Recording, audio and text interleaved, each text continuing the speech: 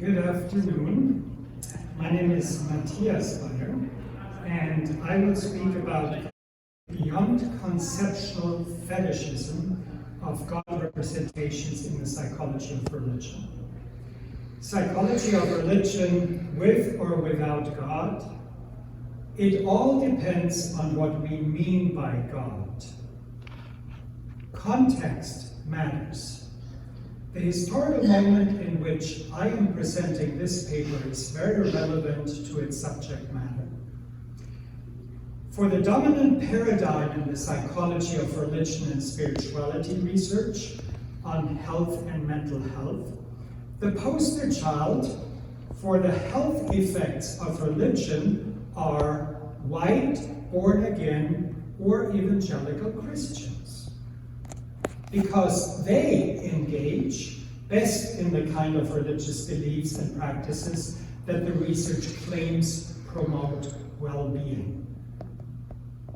Contrast this with exit polls of the 2024 US presidential election, in which 82% of exactly that demographic, white, born-again, or evangelical Christians, voted for Donald J. Trump, a candidate who stands exactly for the kinds of beliefs and practices that are opposite to their religious traditions' values. Trump, for instance, in 2020, during the protests against the killing of George Floyd, asked his military leaders, "Can't you just shoot them?" Many instances are there. He, in the campaign this year, said at one point, one really violent day would end crime in the US. Trump's fear tactics worked. 92% of voters, of white voters, who said that most undocumented immigrants in the US should be deported, had voted for Trump, according to exit polls. I will argue here that the fear-driven aggressive efforts on the part of very religious people that split people up into absolute good and absolute evil challenges a whole paradigm of research in the psychology of religion, which has claimed that religion and spirituality, and especially belief in God, are overall promoting health and mental health in people. That paradigm basically looks at religion as cognition and behavior.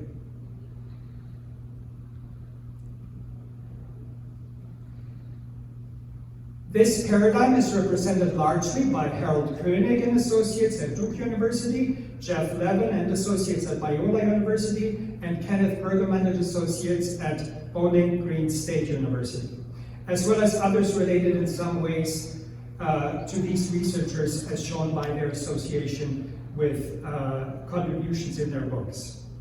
Their studies claim that people have better physical and mental health outcomes because they hold religious or spiritual values and engage in religious or spiritual practices.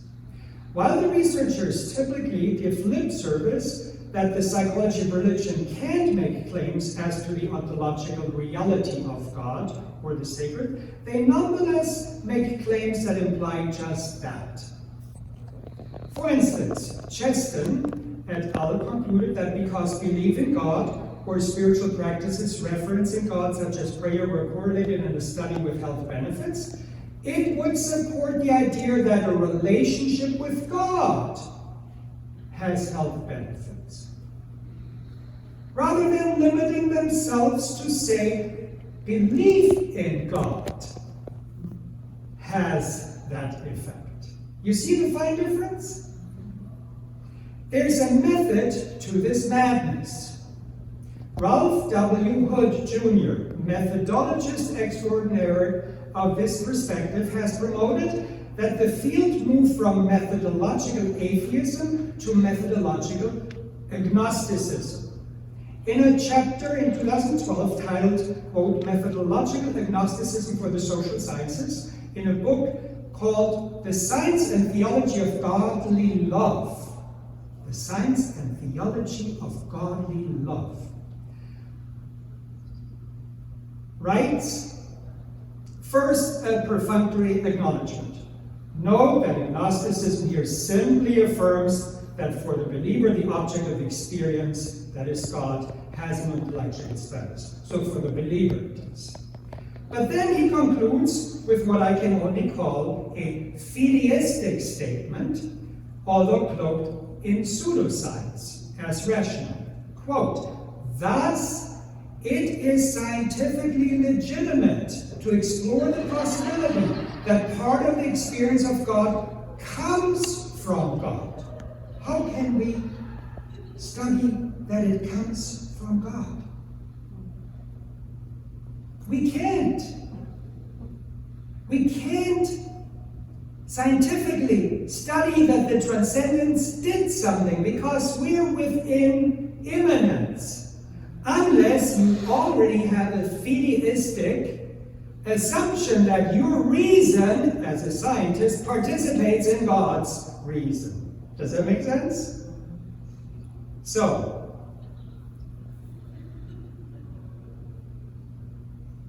he actually said the transcendence should be seen as a causal factor in spiritual experience. And that could be studied. Now, I suggest that under the guise of methodological atheism, a new form of methodological fideism has been sneaking in. Or as I call it, following Eugen Drewermann's term, he is a prolific writer of religion and science,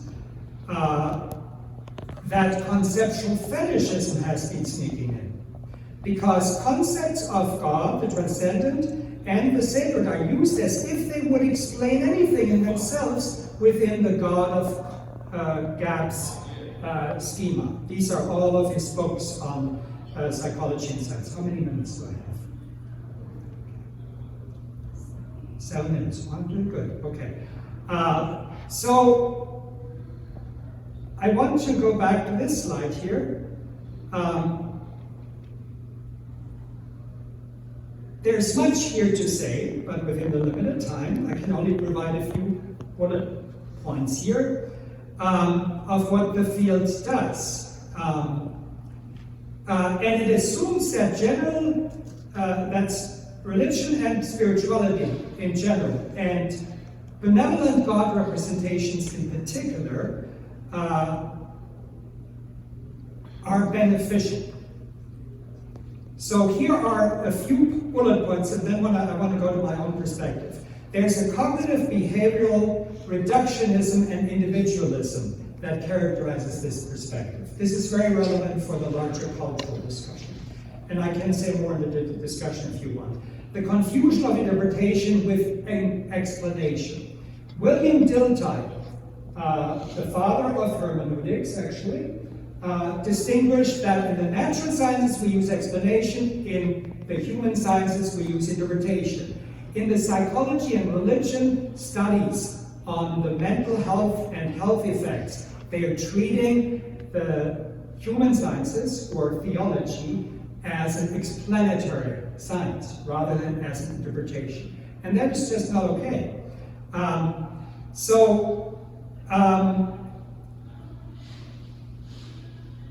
Third, they basically externalize God and the sacred as an object that one could study.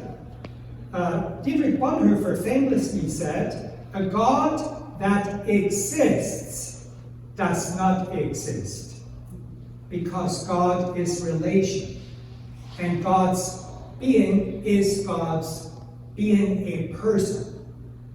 So you can't study God as an object. Fourth, the conceptual fetishism shows up in the clinical application of research. So, for instance, out of Koenig's research, a religious cognitive behavioral therapy manual was created. And here's what the Christian CBT therapist will say to the patient.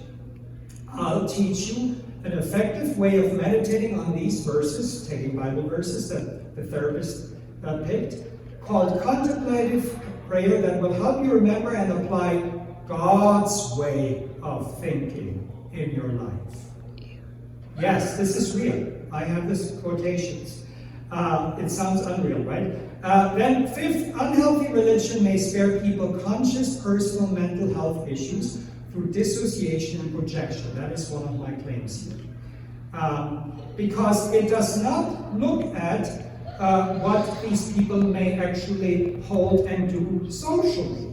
Do they support the death penalty? What's their level of bigotry?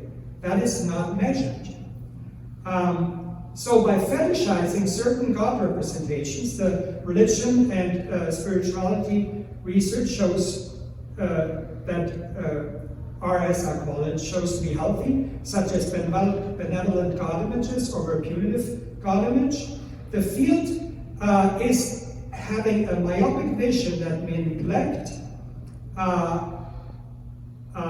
practices where actually the non-benevolent God images are farmed out by being projected on the others. And that, in my view, could explain why people that otherwise teach their children in Sunday school to be nice and always say hello, are fine with killing immigrants.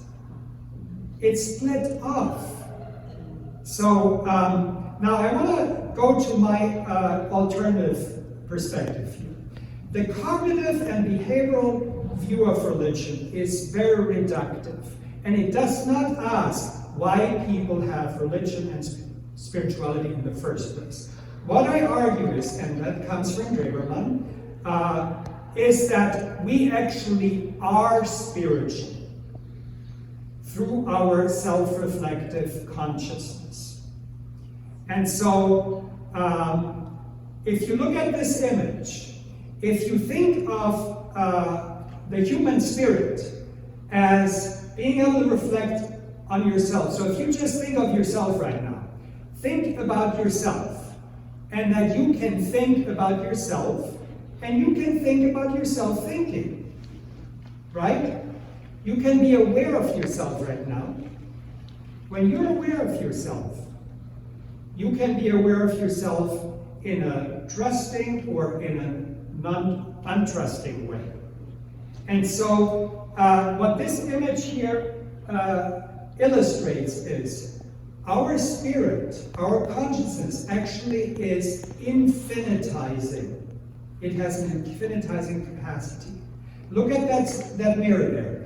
If you are in an elevator where you are having opposing mirrors, how many times do you see yourselves?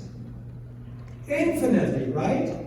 Yeah, now the interesting thing here is now that neurologists suggest, Gerald Edelman suggests that this is the structure of human consciousness. This is the structure of human consciousness. That is what spirit is. That's why we make things more than it is. That's why we catastrophize all of that stuff, right? This has a long history. It's related to the experience of death. I showed a slide here. And it's related to language. And it's related to relationship. We always experience ourselves in relationship. Here is Drewermann and Edelman. And so now our spirit is infinitizing, it has the capacity to infinitize, and also it has actually dimensions to it. So I'm a therapist, I'm a psychologist, I work with some people that are histrionic, some people that are obsessive compulsive. And what Drewermann actually does is, I don't have this slide here, he says that actually spiritually, somebody who is obsessive compulsive despairs of necessity. Because they want rules. They need to know what to do. That's where they hang themselves on. Somebody who's histrionic wants open possibilities, hates necessities, hates rules. And now, in the other two dimensions are finitude and infinitude. And we all have finitude. because we're aware of our death. But we also have this longing for more. Like in love, we experience that. And so, mental and spiritual health is when we are in the middle of these poles, basically. Now, what I want to suggest here is that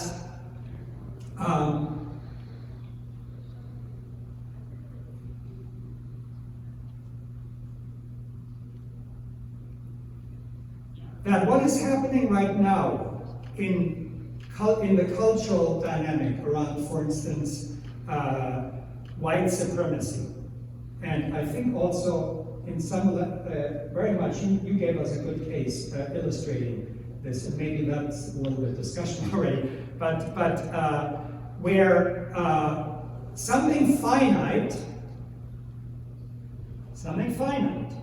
is treated as if it was infinite. We do that with a leader, we do that with groups, we do that with rules. And when we do that, we are in a form of despair, but that can have very destructive effects.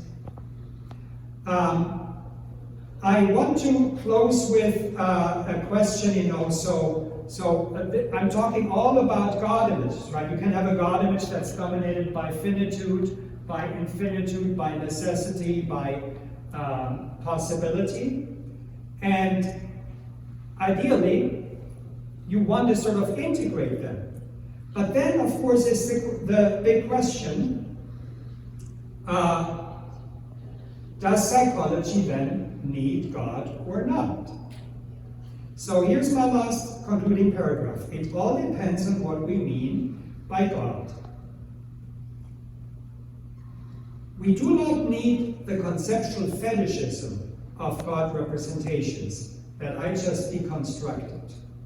But that doesn't mean that there is no real God.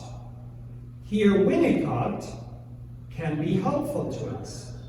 Winnicott believed that a key developmental task of humans is to move from mere projection, where we confuse our psychic image, our psychic projection of the object, as the cause of its existence, as if we caused it, which he called object relating. And he said healthy development moves toward using our projections, our flashlight of our consciousness, right? Simply as a flashlight to notice the actual reality of what really is there in the other person. So that there can be a real exchange between people. Object usage. This is when the infant notices there's the real mother and can take her in, and the real mother can take the infant. That's where real persons live. This developmental process involves destroying the object as our mere projection and finding the real person. Could this perhaps also apply to spirituality as well? This is how Drewermann suggests the crossing Christianity can be understood. The destruction of structurally violent because false God representations. When that happens, we are no longer in despair. We no longer treat one of the poles of our existence as if it was everything. We come into the center of our spirit. We are no longer living an as-if life, but a real life in freedom, in the present moment, and in contact with true reality. Whether or not that needs to be a person in terms of God, as our being persons might suggest, or can be symbolically something else, as long as we do not treat something finite as if it was infinite, who am I to say? Thank you.